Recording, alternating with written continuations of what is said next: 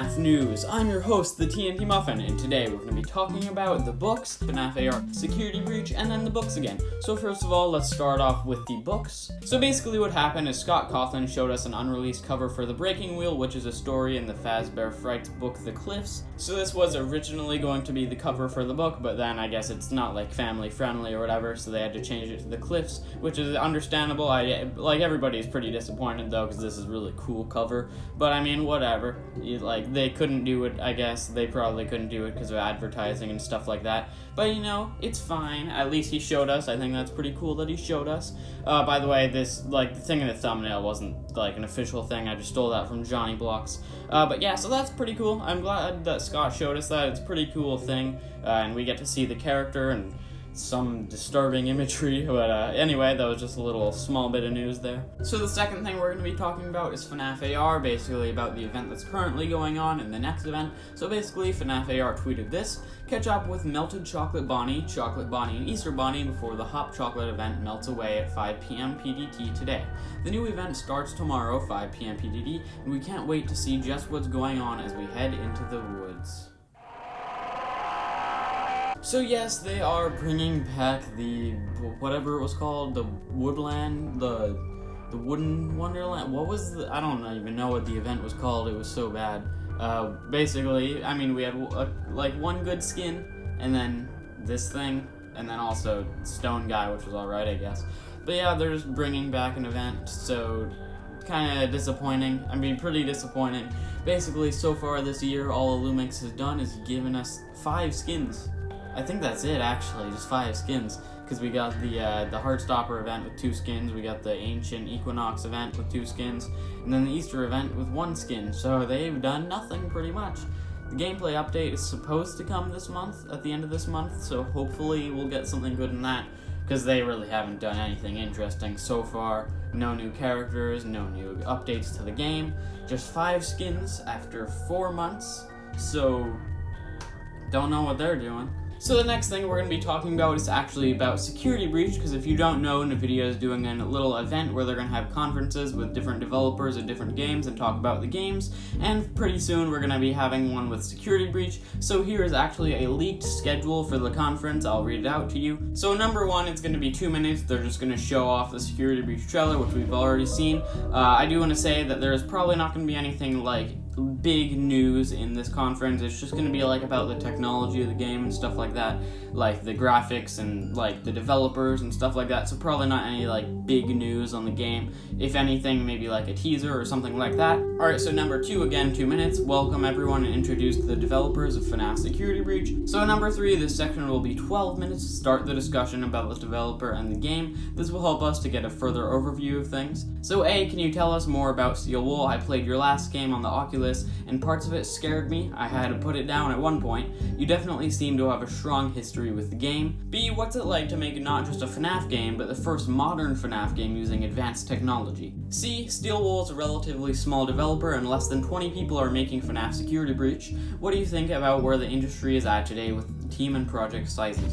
That part's actually pretty interesting to me. I didn't think Security Breach was being made by only less than 20 people. I mean, yeah, the first few FNaF games was just one person, Scott Cawthon, but I mean, that's pretty interesting because the game looks very cool. I would have expected more people, so that's pretty impressive. 4, again, 12 minutes, discuss the technology. Ray tracing is being used, and this is one of the first games to be using RTX GI. It may be the first one to use these technologies on the PS5. A, what's the development been like? Working on the PS5 and ray tracing is brand new and you're at the forefront of it. B, has anything worked differently than you've expected? C, you're one of the first developers to make use of RTX GI on multiple platforms.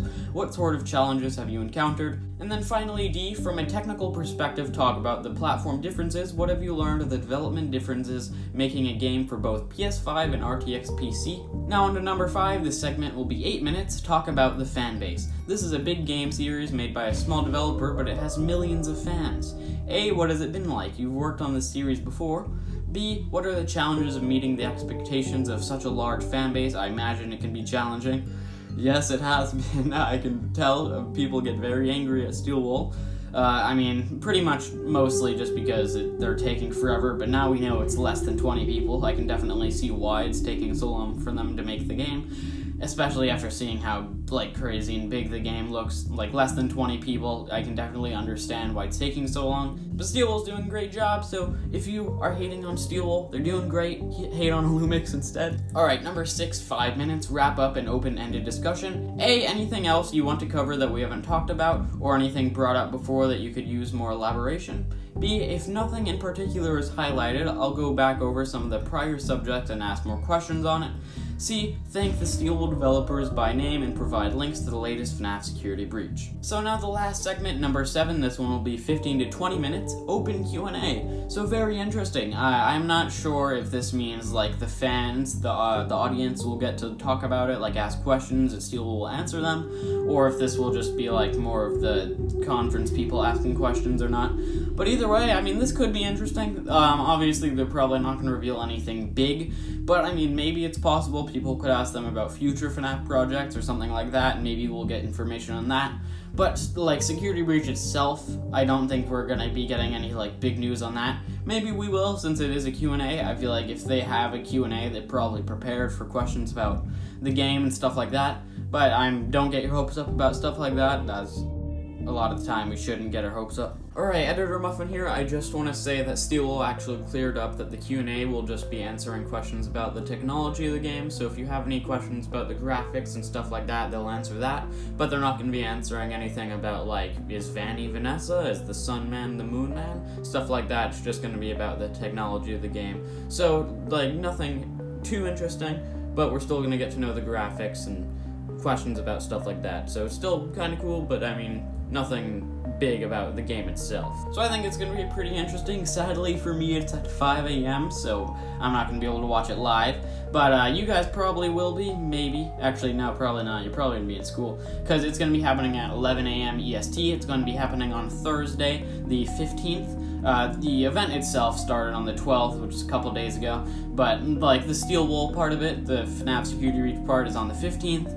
Yeah, 11 a.m., so it's going to be hard to watch it live, but still going to be cool. So now on to our final topic. We are once again talking about the Fazbear Frights books, but this time we're not talking about an unreleased thing, we're talking about a future release. So if you didn't watch my video before about the books, basically what happened is there is apparently going to be a collection of all 11 books, so basically the final book is going to be the book 11 in the Fazbear Frights series, and a bonus 12th book, which is a bunch of unreleased stories that he didn't end up making into actual books, and what we're going to be talking about right now is that 12th book. So Scott Cawthon told us that apparently the 12th book is only going to be available physically in the big collection of books, but the thing is, like, you know, a big collection of 11 plus a bonus book that's going to cost a lot of money, probably at least $100. I think I heard $120. I don't know if that's confirmed or not, though. But yeah, so it would cost a lot of money. It's not really worth it just to get one thing if you already have all of the other Fazbear Fright stories. So Scott Cawthon said that he's apparently going to release it as an ebook. So that's pretty cool. So if you already have all the stories, you can just get it as a digital book and read it online. Sadly, you don't get the physical copy. It is just an ebook. But he didn't say that it will never happen. He just said as of now, the only thing that will be happening with it is that it's going to be an ebook. So in the future, it might end up being a physical thing that you can buy without buying the entire collection. So, but when it first releases, the only way to get it as a physical copy will be to get the full collection. So, sorry for you guys that have all the books. That's going to be a little disappointing. But hopefully in the future, they will release it as a separate thing. So it's going to be cool to see what happens with that. But anyway, that's all the news we have today. If you want to subscribe, click the button on top of my head. If you want to watch one of my last news videos, you can click that button over there. And if you want to see some other video I made, click that button over there. And I'll see you, probably either the 15th or the 16th, depending on if the information that we get from the NVIDIA thing is important or not.